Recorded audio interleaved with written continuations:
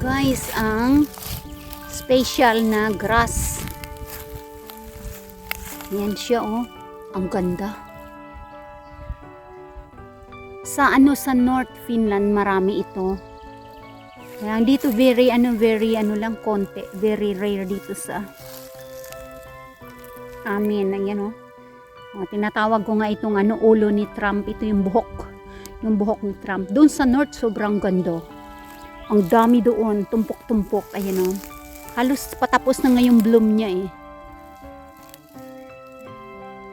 Yung yung kulay brown, seeds na yan siya siguro. Tapos yung puti, ayan na, bulaklak na. Ganda, no? Sana makabuhay ako nito sa sa aming garden. Kailangan ng water ito. Kailangan ng tubig. Ayan, no? Ganda. Mayroon pang iba pero ito lang yung medyo yung medyo mayabong ba, oh, ayan, oh. Yung buhok ni buhok ni Mr. Trump. Yan. Ako natapakan ko yung yung bulaklak na mamumulaklak na sana. Ay, yung gondo. Kailang mabilis din kasi ang pagbulaklak nito. Parang parang ito pwede nang gawing pugad ng ng mga ibon. Yan, ito yung mga naluman niya. Pag siyempre pag mag winter, yan, patay na sila kaya bumababa na bababa na ito later on, itong mga green. Bababa na sila, tatakpan na ng snow. Ang ganda ng bulaklak talaga, oh. Yan, oh. Wow. Napaka-special. Ang bango pa. Parang amoy mais. Parang amoy mais ka ba? Ang bango, oh. Yan. Natawag ko na yan eh. Na ulo ni yung presidente na si Trump. Sana hindi ako marinig, no? Yan, ganda. Yan. Tapos, papakan pisang bulaklak ah. Yan, ang ganda. Oh, may inday doon nagja-jogging. Super duper, napakaganda. Tika, kukuha tayo ng picture. Ayan, ang ganda.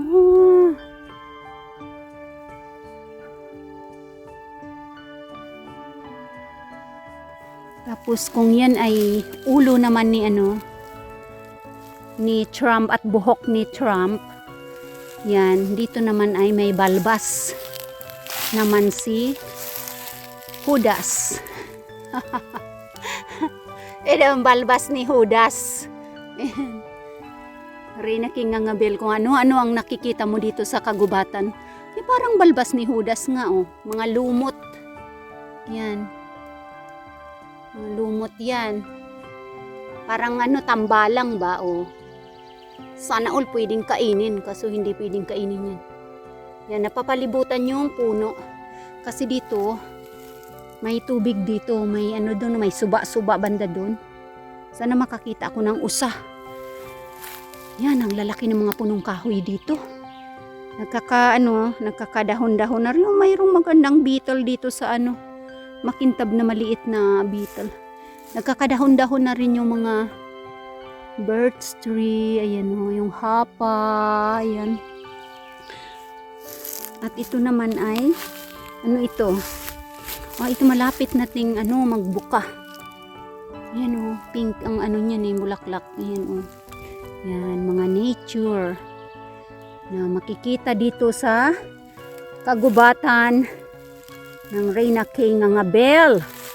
Hanggang ngayon ay nandito pa rin ako sa kagubatan. Naglalakad ako dito. Doon karpit na karpit yung balkubo ko doon. Hindi na ako pupunta doon. Mapapalayo na ako ng husto. Ayan. Ang lalaki ng mga punong kahoy. Okay, so iwanan ko na yung buhok. Yung buhok ni Trump. Super ganda ng halaman na yan.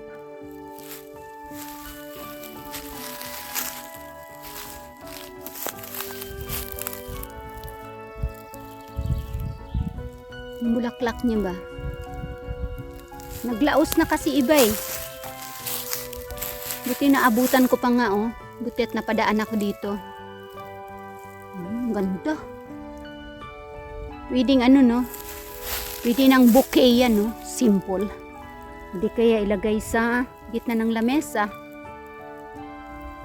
Para ano, may buhok si Trump. Ang ganda.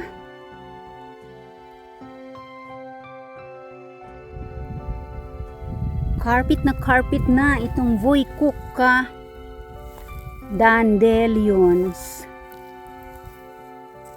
Hindi nga masyadong marami dito kasi hindi pa bumubuka yung iba. Yan yung mga balls pa lang sila. Yan. Pero sa ibang ano, sa ibang fields, sobra ang dami nito. Yan. Ito ang Voykuka. Kinakain niyang bulaklak. Masarap ilagay sa munggo or ilagay sa salad or diretso nang kainin kung gusto. Yan, oh, dilaw na dito sa field. Kaya lang mas sobrang dami sa ibang lugar pa. Dito kasi ano, mas malapit dito, hindi na kailangang magbiyahe.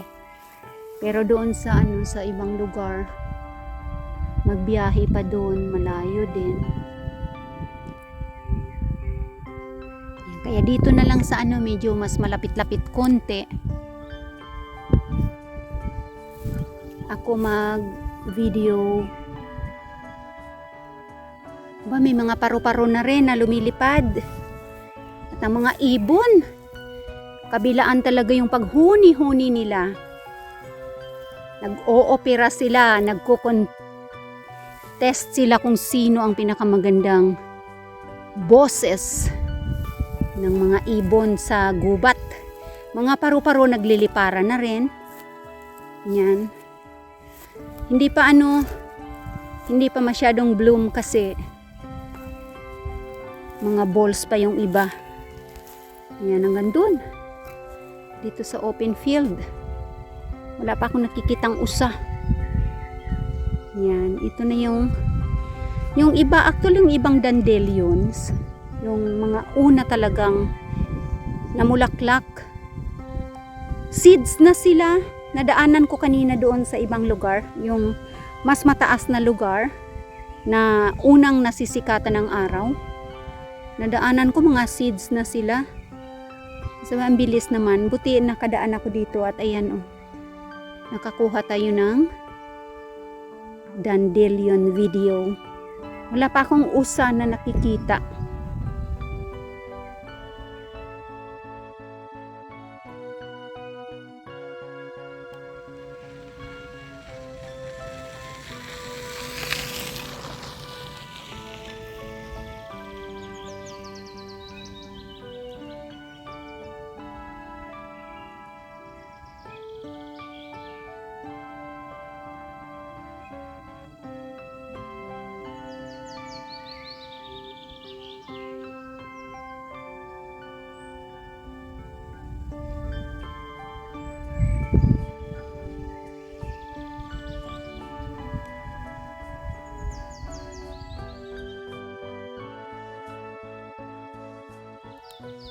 Fresh na matigas na kabuti.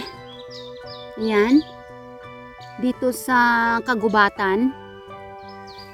At mayroon namang mga mga dead na. Mga patay na ba? Ayan, oh. Dito sa tumba na kahoy. Ayan. So, dito ang mga tumba na kahoy.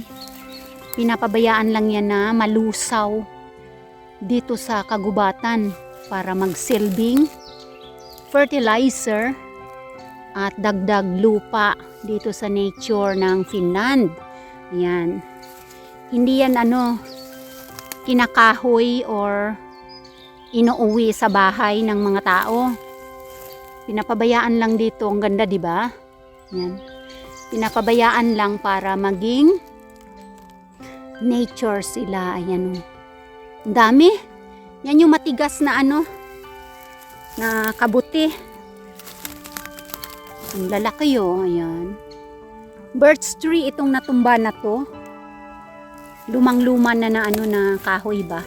Yan o, nadudurog na lang sila dito sa nature. Yan. Para maging lupa sila. Tigas. Matigas pa rin ito. Nadudurog na lang yung mga kahoy dito. Pinapabayaan na yan. So magiging lupa yan sila. Ang dami. At ito naman ang mga lily of the valley. Hindi pa wala pa siyang flower. Tumutubo pa lang. Yan ang dami Tumutubo pa lang sila. Ang lalaki talaga. Pero ang tigas, aba. May pala yun. Pores. Sana hindi lason.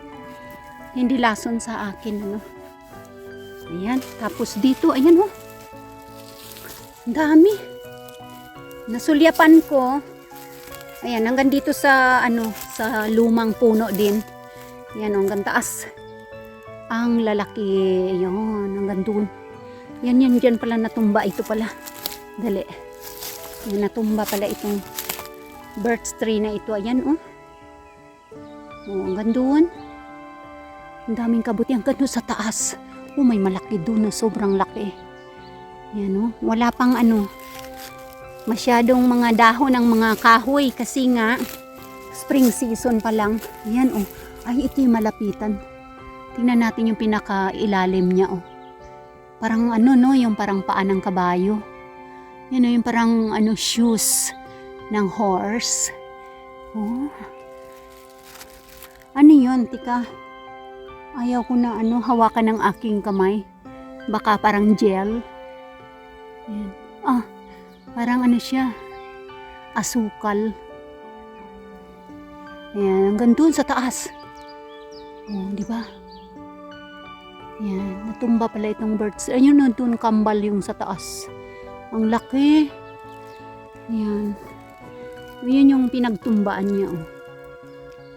Kapag naluluman na dito yung mga kahoy, natutumba na lang sila dito. At magiging nature. Yan, pampadami ng lupain. At pampataba dito sa kagubatan. Ayan ang mga ibon ay sige ng huni-huni kasi masaya na sila dahil wala nang winter. Madali na silang makahanap ng kanilang makakain sa kagubatan. Ayan, ito naman ang mga lily of the valley at mga balko-boko na wala pang bulaklak kasi katutubo pa lang nila.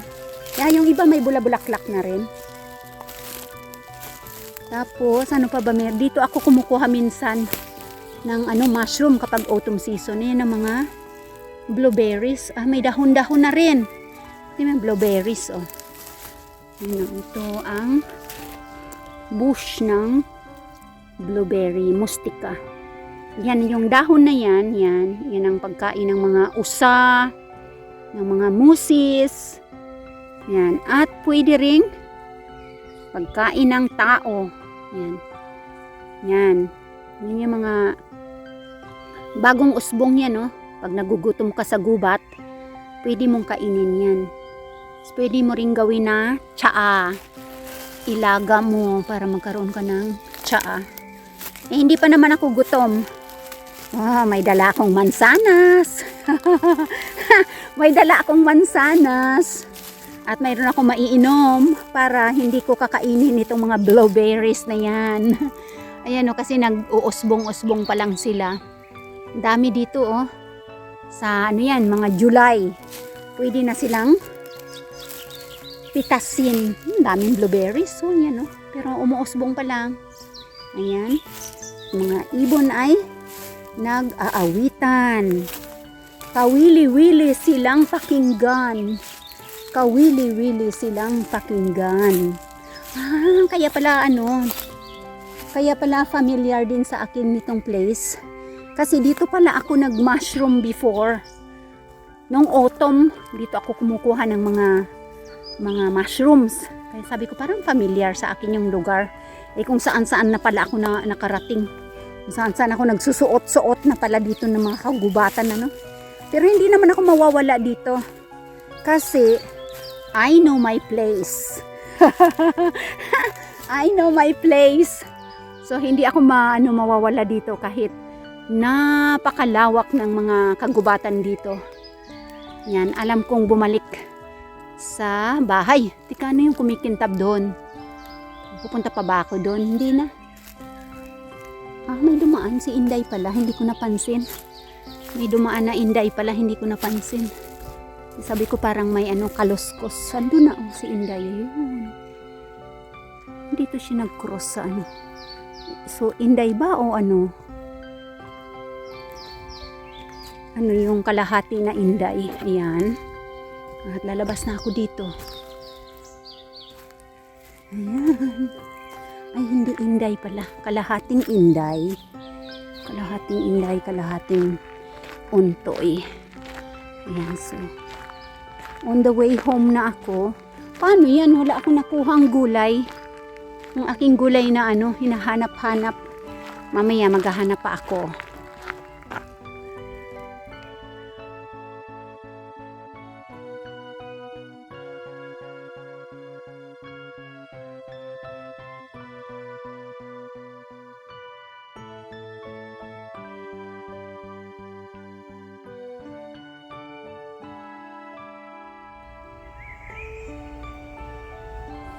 Dito na ako lumusot sa kagubatan.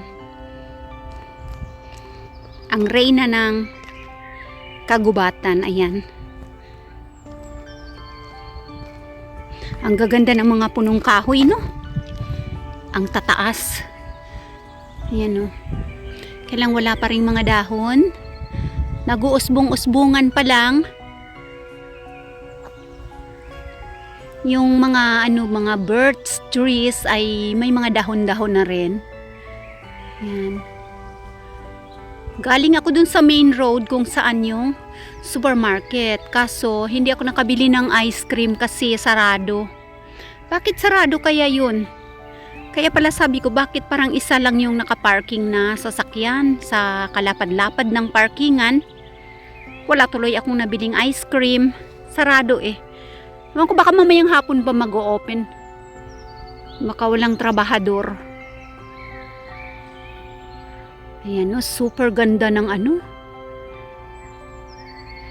Pag summer na, hindi na makalusot-lusot dyan sa ilalim ng mga malalaking puno na yan kasi marami nang masusukal ng mga damo-damo dyan. Hindi na makalusot.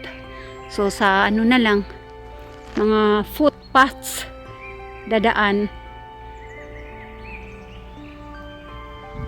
Ito ang white na tuomi. Ayan, no? Blooming na siya. Ang bango. Super bango. Ayan.